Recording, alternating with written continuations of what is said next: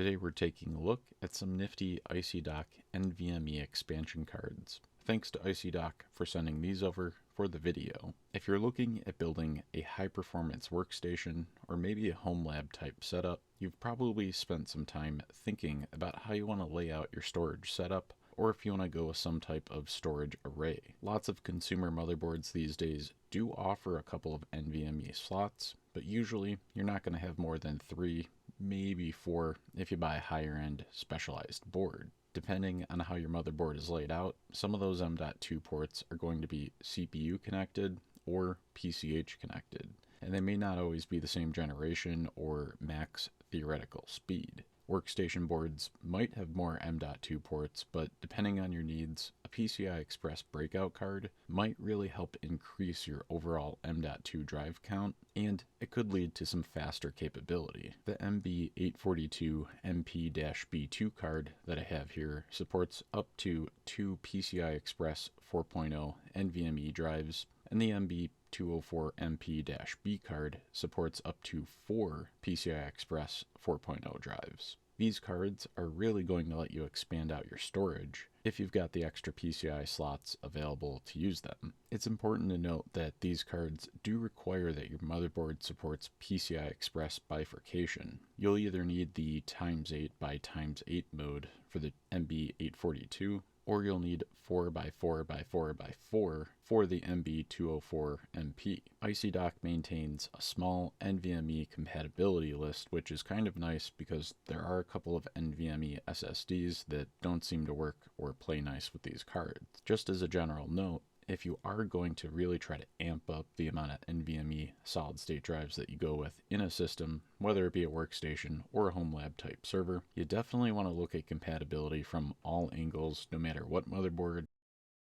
or PCI Express cards you're using. It kind of matters. But in my opinion, these PCI Express cards are a really nice solution to chuck just a bunch of NVMe SSDs into a system and get up and running. As far as my testing went, I did have to fiddle a little bit with my AM5 motherboard in order to get everything working, so I did want to make a note of that in the video. Your motherboard is going to be an important piece of the puzzle as far as the final configuration goes. In my case, I ended up needing to remove the main SSD in that top slot above the graphics card in order for the MB204 to actually show all 4 drives. Just kind of a limitation of the ASRock motherboard that I'm using. Once I had figured out some of these tips and tricks with some help from IcyDock, I found that the performance for all the NVMe drives installed into the 4-bay card was quite good. It was basically the exact same as if I had installed them directly into their own full-speed PCI Express 4.0 slot on the motherboard. I was actually quite curious if I was using all of these SSDs at once, if that was going to overwhelm my Ryzen 9700X with 32 gigabytes of G.Skill DDR5 6000 memory. As it turns out, it did not. I was able to run everything, and I didn't have any weird stability issues, so definitely nice to see.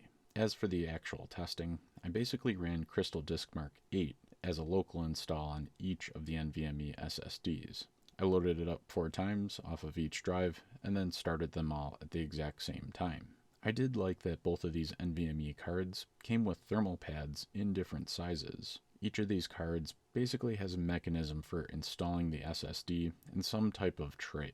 The MB204 has these smaller kind of enclosures. You can install the SSD in them and optionally use a thermal pad, and the top part is actually a metal heatsink, which is kind of nice. As for the MB842, it has these larger metal enclosures that you basically will move the heat into through the use of those thermal pads, making contact between the SSD and the actual tray. Generally speaking, I found these relatively easy to use and install the SSDs into. I did have to reseat a couple of these SSDs, and I actually had to swap one of them out though. I did notice that if you have a couple of SSDs that do have a thicker thermal pad under their factory sticker, as in they came with some type of thermal pad from the factory, These ones will make it a little more difficult when you insert the NVMe tray into the PCI Express card. I did have to kind of push on these in order to get those pins to actually line up with the M.2 slot on the PCI Express cards for my older Intel SSD. It came with a pretty thick pad, so I guess that's kind of to be expected, especially since IcyDock went one step ahead and included 2 different thicknesses with each of these. I think that was a smart move, and it clearly shows that they've tested this thoroughly. In terms of the MB842, this PCI Express card does support 2 drives, but it doesn't need active cooling. The trays are pretty beefy in terms of the amount of metal that they have, and the 2 SSDs should be able to conduct their heat through that relatively well. As for the MB204 though, this PCI Express card has a switchable fan installed, and it does actually utilize a 6-pin PCI Express connector for supplemental power. This one is a little bit more serious business. If you had some super fast PCI Express 4.0 drives that generated a ton of heat, the MB204 is definitely what you're looking for in order to get those into a system. I haven't played around with a PCI Express card like this for NVMe in a little while now. I really think these cards are just kind of nifty and super handy if you want to build kind of a high performance workstation or you're looking at a high-end type home lab.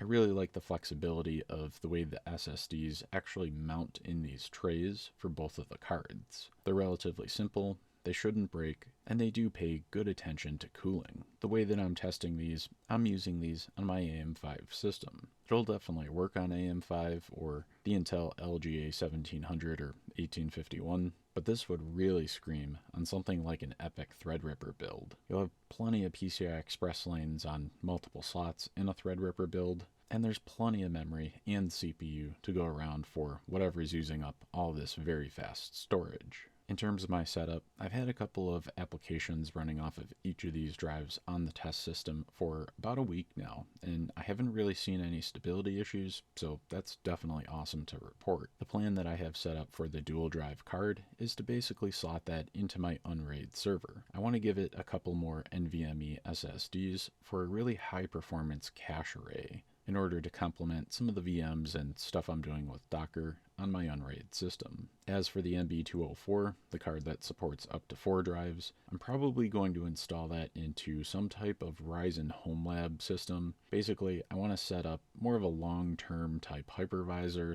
/ test machine, something that I don't have to rely on, not because of stability, because I'm probably going to break it, tear it down, and rebuild it a bunch. But it would really be handy to have plenty of fast NVMe storage on a system like that. Definitely don't like waiting on file transfers. So yeah, that's it. These cards are pretty handy for increasing your NVMe solid state drive count in a system. I would definitely recommend them if you're looking at some type of product that isn't crazy expensive and pretty much does exactly what you think it will. If you're interested in learning more about these cards, I'll have some links in the description below, as well as an affiliate link if you want to pick one of these up for your system. If you got anything out of this video, or if you're just into gaming PC and home lab server type builds and component videos, consider getting subscribed to the channel and ringing that bell for notifications. Until next time, keep those NVMe SSDs churning out some very fast writes.